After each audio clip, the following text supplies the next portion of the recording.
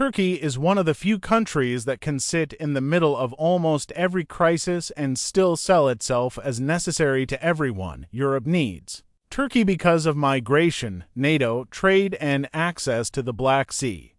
Russia needs Turkey because it is one of the few major countries that can talk to Moscow while still being inside the Western military system.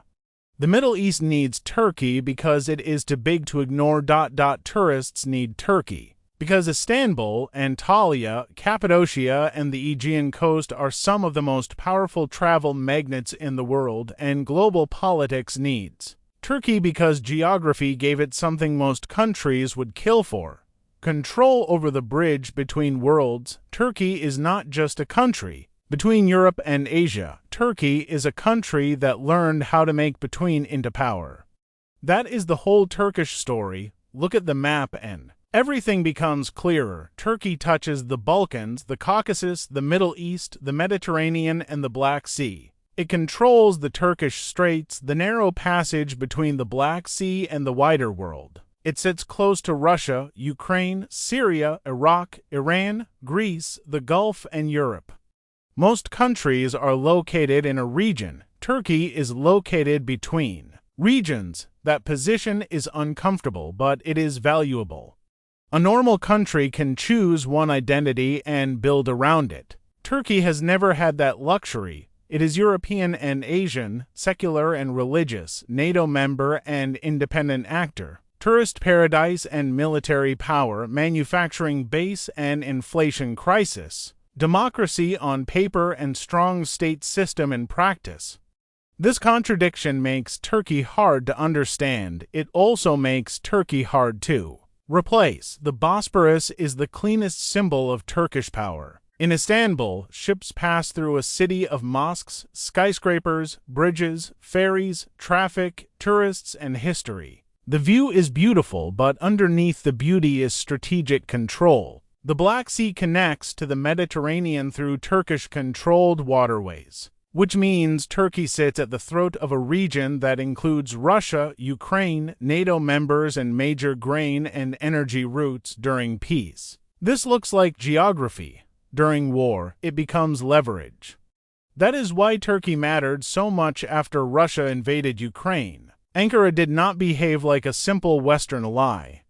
It sold drones to Ukraine, stayed in NATO, condemned parts of Russia's actions, but also kept channels open with Moscow. It helped negotiate grain diplomacy, avoided fully cutting itself off from Russia, and kept acting like a country that wants to be a bridge even when everyone else is choosing sides. To some Western officials, this looks frustrating. To Turkey, it looks like strategy. Turkey does not want to be a small, obedient ally. It wants to be a power with its own space. That instinct comes from history. The modern Turkish state was built from the collapse of the Ottoman Empire, and the memory of being surrounded, pressured, and divided still shapes its politics. Turkey's leaders often speak as if the country is constantly being tested by outside forces. That mentality creates suspicion, but also ambition.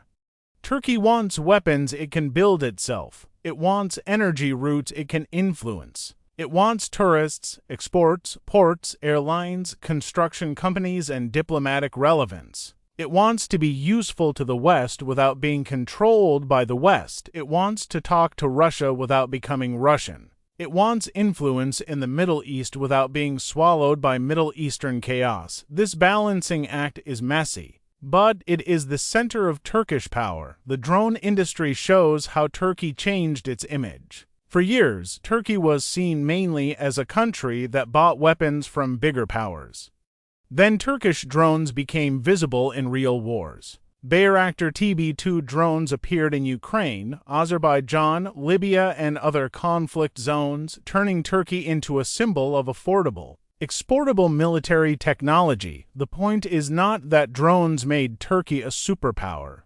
The point is that drones gave Turkey a new kind of reputation. A country that once depended heavily on imported defense systems could now sell battlefield tools to others. That matters because defense exports are not only business, they create relationships. influence and proof that a country can produce strategic technology. For Turkey, this is emotional as much as economic. A locally built drone is not just a machine. It is a message. Turkey does not want to wait for permission.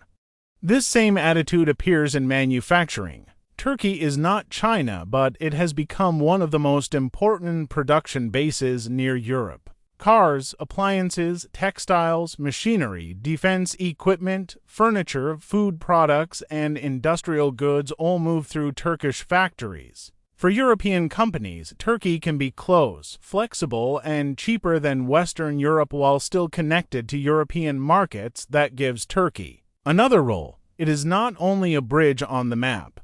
It is a bridge in supply chains. When companies worrying about being too dependent on Asia, Turkey becomes interesting. It is ports, factories, workers, logistics, a customs relationship with the EU, and a location close enough to deliver faster than distant suppliers. This does not make Turkey the factory of Europe, but it makes Turkey much more important than people who only think about tourism realize. Tourism is still one of the country's strongest cards. Turkey sells something rare: scale and variety. Istanbul gives you imperial history, nightlife, food, mosques, shopping, and one of the most dramatic city views on earth. Antalya gives beaches and resorts. Cappadocia gives landscapes that look unreal. The Aegean coast gives blue water, ancient ruins, and Mediterranean life. Medical tourism, hair transplants, dental clinics, and luxury hotels add another layer.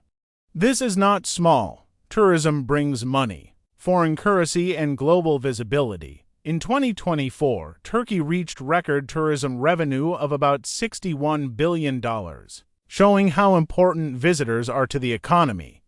The country can have political tension, inflation, and instability, but people still come because the product is strong. History, see food, culture, price, and emotion. Turkey is one of those countries that looks cinematic without trying.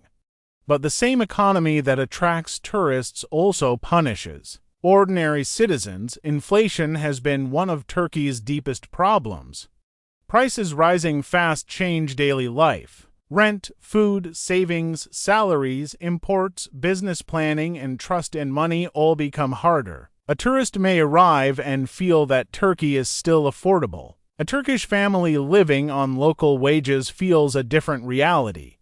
This is where Turkey's story becomes painful. The country can look powerful from outside and unstable from inside. Istanbul can feel like a global city, while millions of people worrying about the value of their savings. Airports, bridges, tunnels, and skyscrapers can project progress, while households struggle with prices. A nation can build big things and still have citizens who feel squeezed.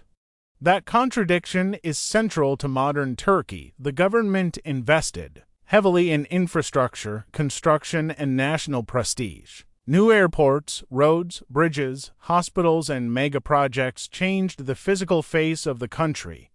Supporters see this as proof that Turkey is rising. Critics argue that the model leaned too much on construction, cheap credit, political loyalty, and short-term growth, while inflation and institutional weakness created long-term damage.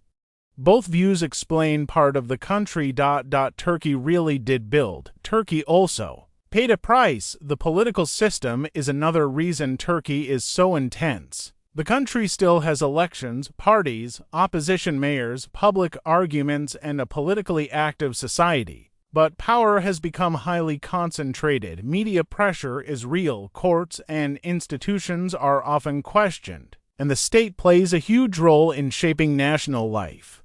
This creates a strange atmosphere. Turkey is not quiet, but it is not fully free in the way many Western observers expect. It is loud, emotional, polarized, and constantly political. That energy can be exhausting.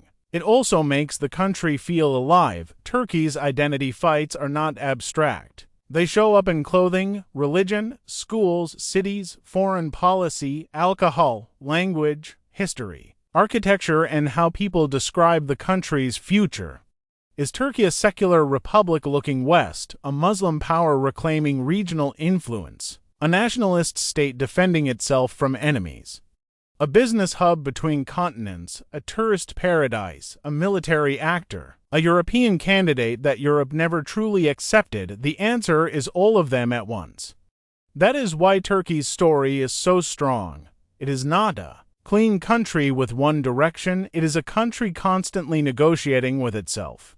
Istanbul captures this better than anywhere. The city was once Constantinople, the capital of empires. Today it is full of mosques, nightclubs, banks, ferries, old churches, luxury malls, street food, traffic, tourists, migrants, students, and real estate pressure. A person can cross from Europe to Asia in minutes and feel the whole country's identity inside one commute. No other city sells turkeys. Contradiction so perfectly. Istanbul is not just a place. It is the argument of Turkey made physical. But Turkey's future will not be decided only by Istanbul. It will be decided by whether the country can turn its advantages into lasting prosperity. Geography gives leverage, but geography does not automatically create wealth. Tourism brings money, but it cannot carry an entire economy. Drones bring prestige, but they cannot replace deep technological development. Manufacturing helps, but it needs stability, investment, skilled labor, and trust. Turkey has many cards. The question is whether it can play them without burning its own hand. Its location is powerful, but being near crises also means absorbing crises. The war in Syria brought refugees and security threats. The war in Ukraine changed the Black Sea. Tension with Greece can return quickly. Relations with the EU are complicated. Relations with the United States swing between cooperation and anger. Russia is a partner in some areas and a rival in others. Turkey is surrounded by opportunity and danger. That is the price of being in the middle. Energy is one of the clearest examples. Turkey wants to become an energy hub, moving gas, oil, and electricity between regions. Its pipelines and geography matter, but Turkey also imports a lot of energy, which creates pressure on the current account and makes the economy sensitive to global prices. Being a corridor is useful, but being dependent is risky. This is Turkey's pattern again.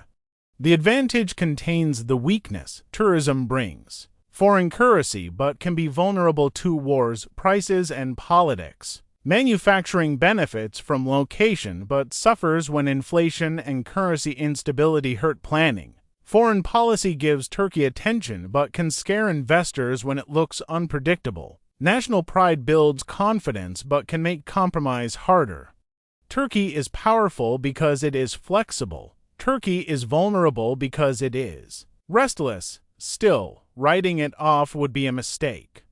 Many countries have one good asset. Turkey has several. It has a young and large population compared with much of Europe, a strong national identity, serious military capacity, industrial depth, tourism appeal, agriculture, construction companies, airlines, ports, drones, diplomacy, and one of the most important cities in the world. Few countries can talk to NATO, Russia, the Gulf, Central Asia, Africa, and Europe with the same intensity. Turkey may not be loved by everyone, but it is constantly needed. That is a form of power. The next chapter depends on trust. If Turkey can stabilize inflation, strengthen institutions, attract long-term investment, upgrade industry, and keep using its geography intelligently, it can become one of the most important middle powers of the century. Not a superpower like America or China, but something more flexible. A country that sits between systems and profits from the gaps if it fails. It risks remaining a country of impressive moments and permanent instability. Beautiful cities, strong exports, dramatic politics, huge ambition, but not enough trust to fully unlock its potential. That is why Turkey is fascinating. It is not rising in a straight line. It moves like its own geography, crossing, turning, squeezing through narrow passages, connecting worlds that do not fully trust each other. The world sees Turkey as a bridge. Turkey wants to be more than a bridge. A bridge is something other people cross. Turkey wants to be the gatekeeper. And in a century of broken alliances, trade wars, migration pressure, energy insecurity, and regional conflict, the gatekeeper may become more important than the countries standing at either end.